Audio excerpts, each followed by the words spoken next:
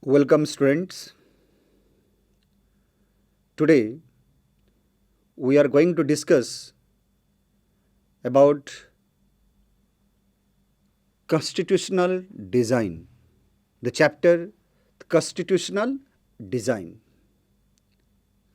Before going to the content of this chapter, students, let me ask you some questions. You all of you are coming to school by wearing school uniform, having tie, black shoes, thereafter having your school identity card. Yes, you might have observed while people are walking on the main road or driving two wheelers, three wheelers, four wheelers, whatever that may be, they are following the lap tracks. Why? All of you are coming to school by wearing proper uniform. People while driving on the main road, they are taking the left side. Like that, in every institutions, school, colleges, factories, offices, all these places are having some rules and regulations. Now, the question is where that rules and regulations are embedded.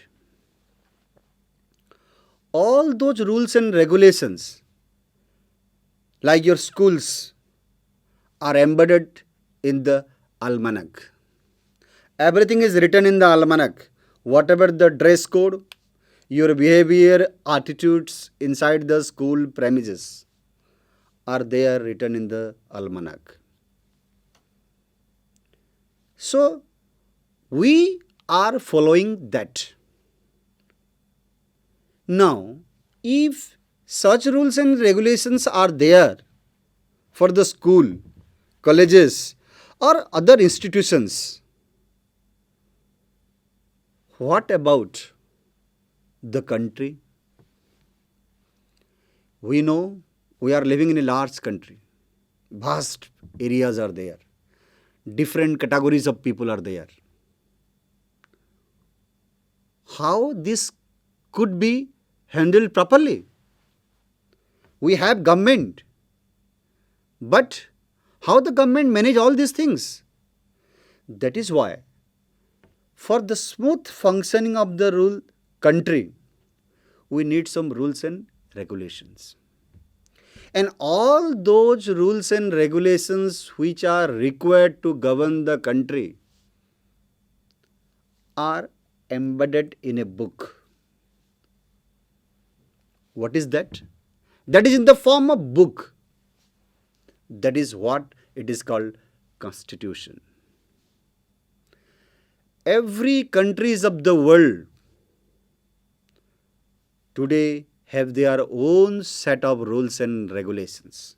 Maybe democratic or monarchical form of governments, whatever the governments it may be, they are having some rules and regulations. And all those rules and regulations are embedded in the form of a book that is called Constitution. There are certain basic rules that the citizens and the government have to follow. Both. It is not the duty of the government alone. It is the duty of the citizen also to follow some rules and regulations. At the same time, government has to follow that one. And all such rules and regulations together embedded, that is what it is called constitution. Now understand what is constitution?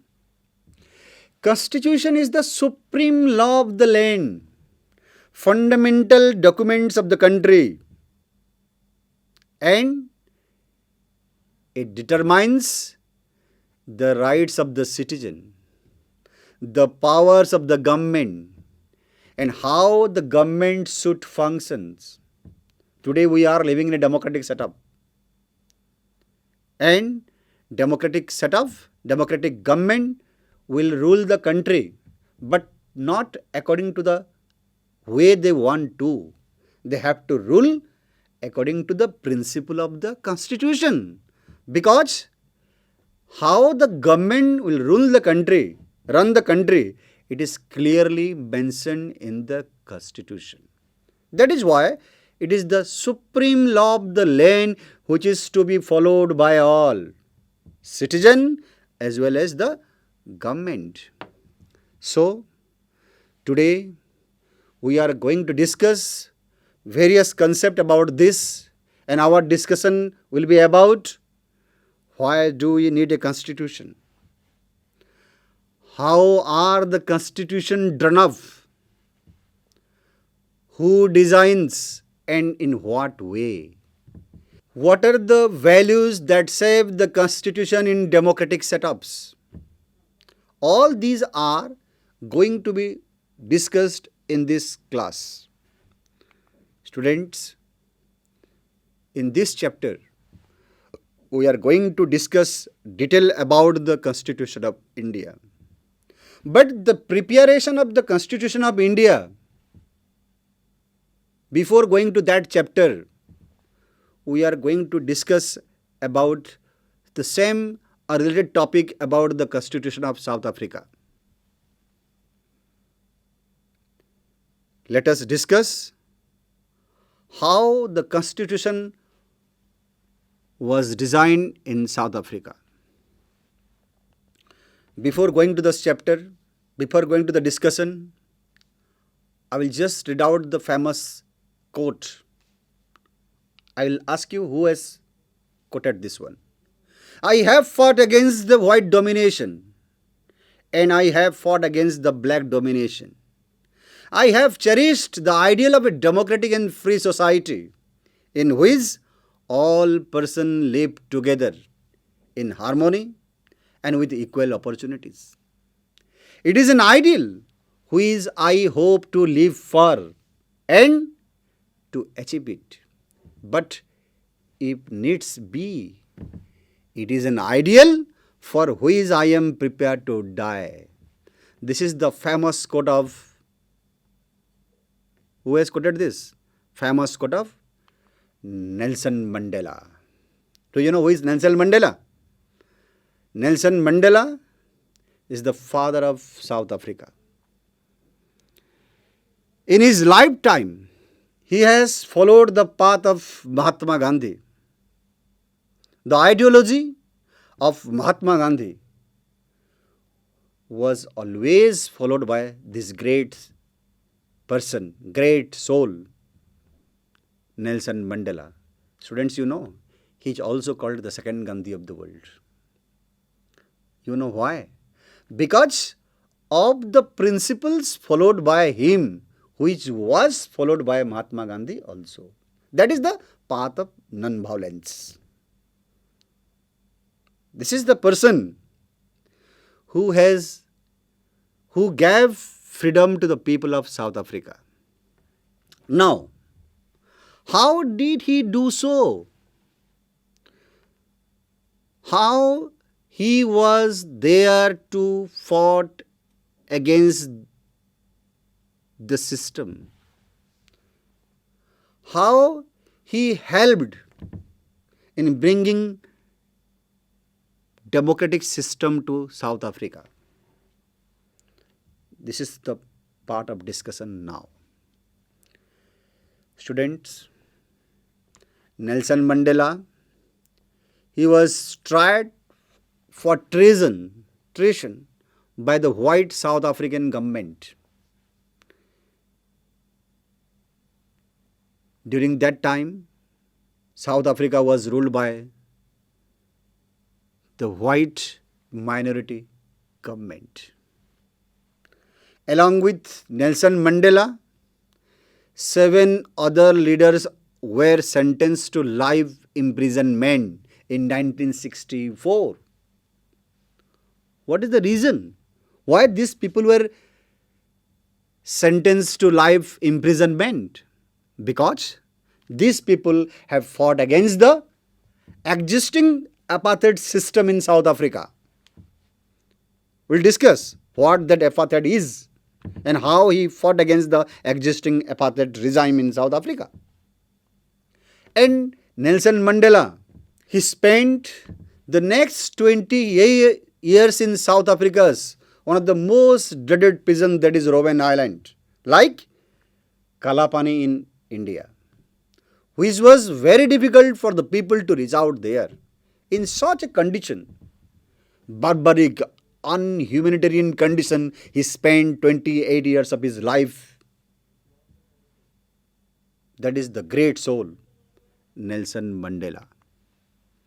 Now the question is that he was tried for the act of treason. I have told you, because he and his followers, they fought against the existing apartheid system. Now what that apartheid is? Apartheid was the name given to a system of racial discrimination that was prevailing in South Africa. That is a part of the racial discrimination. And the white Europeans, minority government, imposed this system on the people of South Africa. Now, during this period of 17th and 18th century, the trading companies from Europe occupied with arms and force to different parts of South Africa, and later on whole South Africa. In the same way, they occupied India. After that, these white people, they settled there. A large number of white people settled there and became the local rulers and started introducing the system of apartheid. This system of apartheid divide the people and label them on the basis of their skin color. As you know, the people of South Africa, the native people of South Africa, basically they were black in color. And these people, the native people of South Africa, which were black in color, they constitute the 3/4 part of the population, and they were termed as black. So how many communities were there? One is your white, another is your black. Beside these two groups, there were people of mixed races who were called as colored. Mixed races, various races people were there. They were termed as colored. At the same time, people who migrated from India were also there. Now the question is, why did they migrate? You know, during that period of time, large number of people were migrated from India to different part of the world, like Mauritius, Sri Lanka, Caribbean countries, then your South Africa, as a plantation worker or working in different fields. And they settled there. So they also constitute one of the group of the population in South Africa. So in this way, white people were there, black people were there, colored people were there, and migrated people from India were also there. And these black, colored, and the migrated Indians, they were termed as non-whites.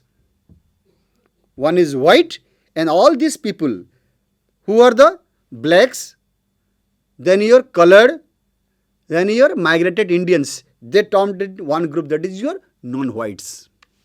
And the white rulers treated non-whites as inferior. They were always subjected to discrimination and humiliation. And now the most important thing is that these non-whites people, they don't have the voting rights also. This is the way they were humiliated by the whites people. Now, in this way, they started applying the role of the system of apartheid. And the system of apartheid was oppressive for the blacks, for the non-whites. How it was? The non-whites, they were forbidden from living in the white areas. It means what? There were separate areas for the white to live in, separate areas for the blacks or non-whites to live in. And if the non-white people, they want to go to the areas of white people, then they needed a permission. Without permission, they can't enter into the area of the white people. You see, living in the same country, non-whites were the majority, whites were the minority. Still, minority government was oppressive over the majority. And they were humiliated. Then they were suppressed, oppressed, and subjected to discrimination. Beside this, train, buses, taxis, hotels, hospitals, schools, colleges, libraries, cinema halls, theatres, beaches, swimming pools, public toilets were also separate for the whites and separate for the blacks. Try to understand. There were separate buses for the whites, separate buses for the blacks. Separate college, schools, libraries for the white, separate school, college, libraries for the blacks. In this way, the blacks were tortured, humiliated by the white peoples. This was the system of apartheid. And this is what? This was based on the principle of racial discrimination. That is what it is called racial segregation. You see, in different places of South Africa, this type of boards were kept. And what was written here? Danger. It shows that native Indians and coloreds were not allowed here. It means what? It was only meant for the white people. But what about the non-whites? They were strictly forbidden to enter into this area. This was the system of racial discrimination prevailing in South Africa during that period of time. Another image you see, for use by the white persons. It means only the white people are allowed here. Non-whites not allowed. So this type of images shows that how the white people were oppressive over the non-whites. And that is what? Due to the system of apartheid. That is why I was telling you, this was called segregation. Differences, creating differences among the people on the basis of their skin color. At the same time, one of the most important thing is that the non-whites, the blacks who were coming under the non-whites, they couldn't even allowed to visit the churches where the whites worshipped. It means the places of worship also different. You see, the places of worship, that is churches, were also different for the whites and non-whites. At the same time, the blacks could not form association or protest against the terrible treatment. Even if the white government was imposing apartheid law over the non-whites, still the people belongs to non-white groups cannot criticize it. They can't go against the ill treatment given by the whites also. It means forming association, going against the government was strictly banned by the whites over the non-whites. But slowly and slowly, the people of South Africa, particularly the non-whites, started going against the apartheid system. the blacks, the colored, the Indians together fought against the apartheid system. How did they do so? They launched protest marches, strikes against the apartheid system. And this was under the umbrella organization of African National Congress. Don't think that Indian National Congress student here. Indian National Congress was there in India, but it is African National Congress. Congress is the symbolic of group. African National Congress, that is ANC. And under this organization, the non-whites started going against the apartheid law or going against the policies of racial segregation. And this was not only by the white people, this was not only by the non-whites, but also it included many workers' unions, Communist Party, and some of the sensitive whites people also joined to the ANC, African National Congress, to oppose apartheid. And not only they joined, but also they played a leading role in this struggle. Who? White people. During that period of time, several countries denounced the apartheid because it was unjust and racist. It is a clear violation of human rights. But the white racist government in South Africa continued the rule by detaining, torturing and killing thousands of black and colored people. Most of the countries they have denounced, but still the white minority government, white racist government didn't stop here. Rather, it continued the rule by detaining, torturing, humiliating, suppressing, oppressing and killing thousands of people. That is from the black and colored community. And in this way, the protests started. Slowly and slowly, as the protest and struggles against apartheid increased, now the government realized, the white racist government realized, when all over the country, even different countries of the world also criticized the white minority government, white racist government over prevailing apartheid law on the people of South Africa, particularly the non-whites, the government realized that no longer it was possible for them to continue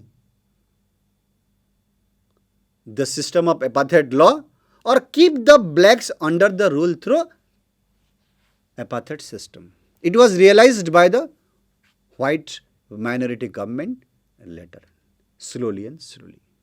Because throughout the country, people started going against the government. They protested. At that time, it was realized by them that no longer it is possible to continue such practices. Then, after realizing so, the white regime changed its policies. The discriminatory law were repealed. Ban on political parties and restriction on the media were lifted. During that time, no one was allowed to form political party. Media couldn't report against the government. And now, ban on political parties, restriction on the media were lifted. Because now I have told you that government started realizing. And after that, after 28 years of rigorous imprisonment, Nelson Mandela walked out of the jail as a free man. He was set free.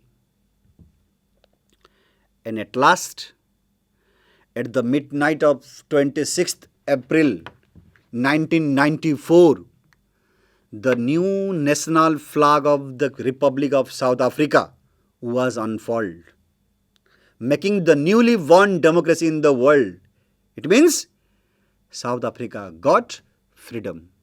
After 47-year independence of India, India got independence in 1947 and South Africa got independence in 1994. That is after 47 years.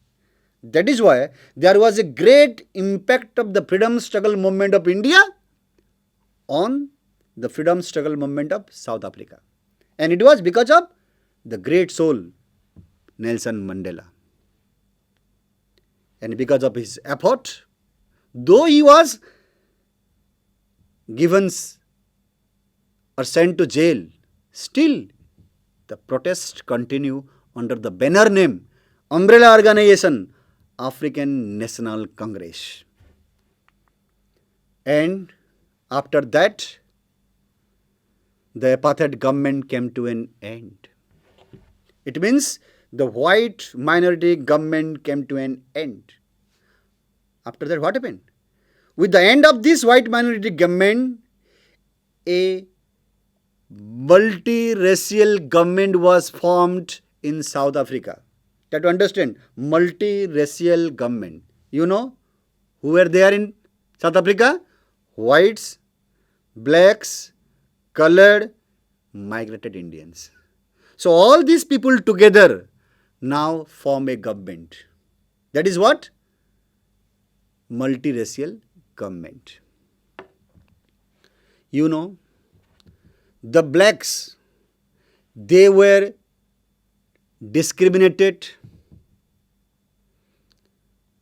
oppressed, suppressed, humiliated, killed in large number by the white minority government. But you see, the ideology of the great soul Nelson Mandela and his followers, that the black leaders appeal to the fellow blacks to forgive the whites for the atrocities they had committed while in power. The conscience of the human being, you see, the people once who were tortured by the white, that is the black community, now they are appealing the fellow blacks, appealing the people of South Africa, let us forgive them. Let us forget it. Let us forgive them. For what?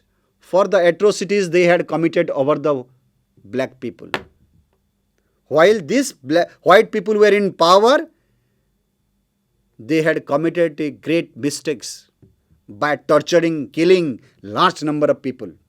But still, the black communities, they were in a mood to forgive them. This was the appeal made by the black leaders in South Africa.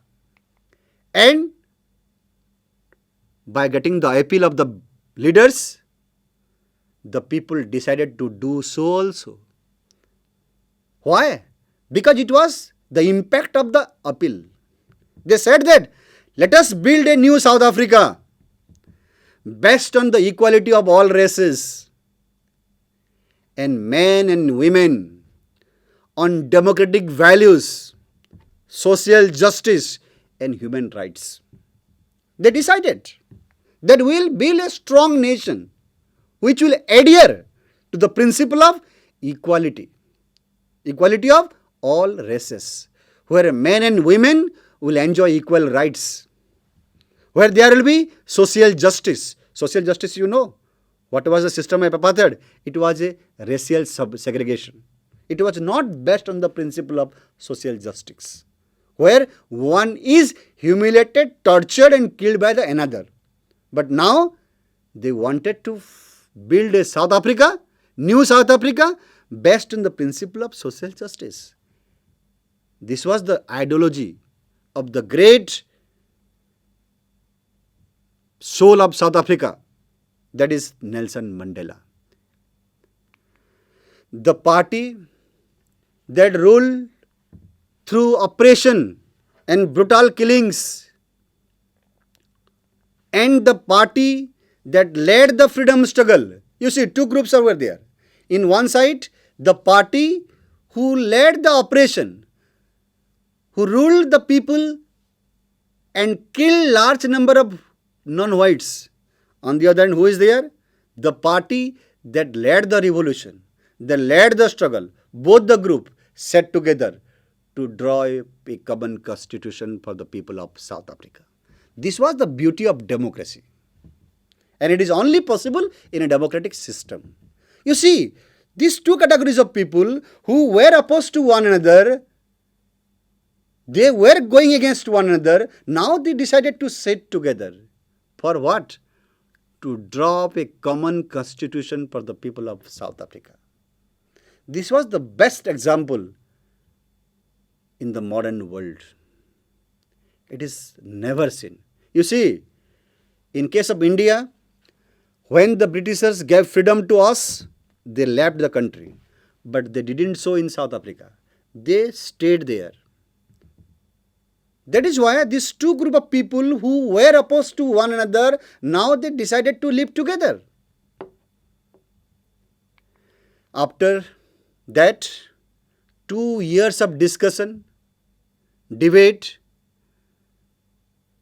one of the finest constitution of the world was prepared by them. They started after getting the independence, and it took 2 years for them. By sitting together, both the community, white as well as non-white, they discussed, debated, and prepared one of the finest constitution of the world has ever had. And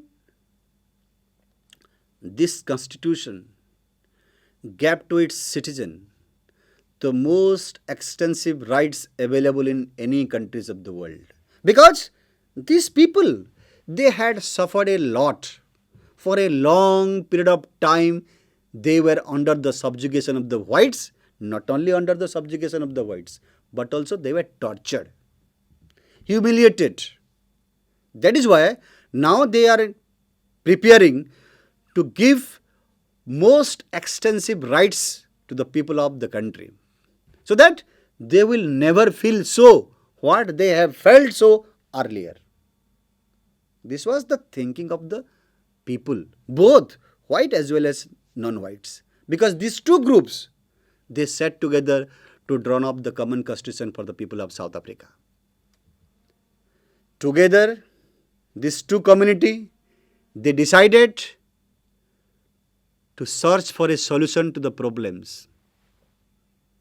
And while searching solution to the problems, no one should be excluded and no one should be treated as a demon. Because earlier these whites were treated as a demon. Because these were the people who were so oppressive over the non-whites. But now already they have forgotten. And these two categories of communities, whites as well as non-whites, they have come together to prepare one of the finest constitution of the world. And that is why they now are in search of a solution to the problems, where no one should be excluded and no one should be treated as a demon. This was the ideology of these people. And after a long debate and discussion, they agreed that everybody should become the part of the solution. Everybody means what? Both whites as well as non-whites. Whatever they might have done or represented in the past. You see, whites also there, who were oppressive over the non-whites. But now they thought, they decided, they agreed also that everybody should become the part of the constitution. What they have done in the past, it is a matter of past. Let us forget it. This was the thinking of these white as well as non-white people. And that is why they prepared one of the finest constitutions of the world, which inspire different democrats all over the world. Now you see, a state which was South Africa, which was denounced by the entire world till 1994 because of the policy of racial segregation. Because of the apartheid system, South Africa was denounced by the whole world. But today, now, it is seen as the model of democracy. A country which was denounced by the whole world, the entire world, till the period of 1994, now it is seen as a model of democracy. Do you know why, students? Because of the principle. Which principle? That was set by the whites as well as non-whites. Because the non-whites are ready to or prepared to forgive them, forget those old memories, how they were tortured and killed by this white. And these two categories of people, they sat together and prepared one of the finest constitution the world ever had.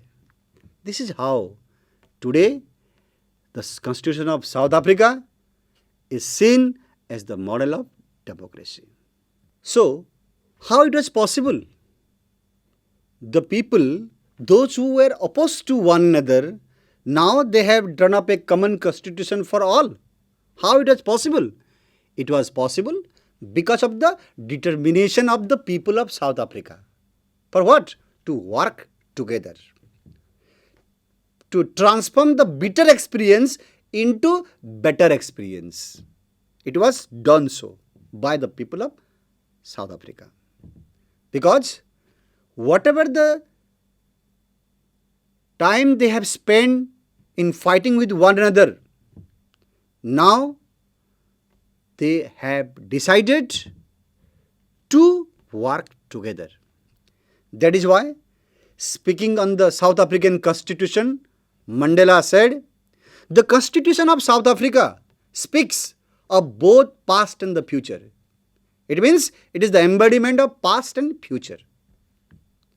On one hand, it is the solemn pact in which we as South Africans declare to one another that we shall never of our racist, brutal and repressive past. But it means more than that. It is also a charter for the transformation of our country into one which is truly shared by all its people. A country which is in the fullest sense belongs to all of us, black and white, women and men. It means, you see, the image. Here, according to the quote of Nelson Mandela, it is the country where the people are together. They have forgotten about the old memories and now they have decided to transform the bitter experience into better experience. And this image show that. This image show that South African call themselves as a rainbow nation. Why? Why?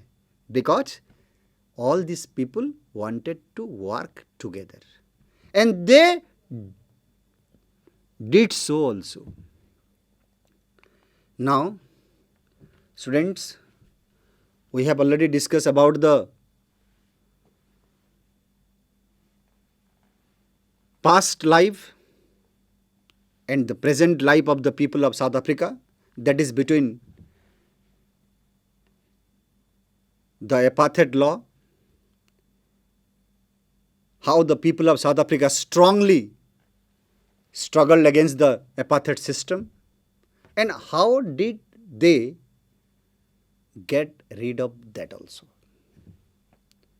So, at the end of the discussion, I'll ask some questions to you. That is, the question number 1, what is apartheid. Apartheid, this is the racial policy of racial discrimination and ill treatments of blacks followed by the government of South Africa between the year of 1948 to 1989.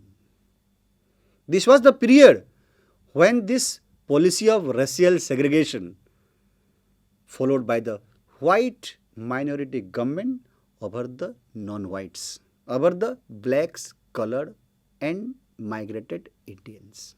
This is what the apartheid is. Now, what do you mean by constitution?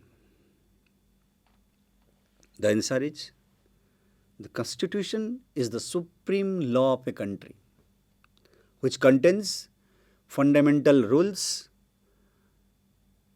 governing the politics and society in a country.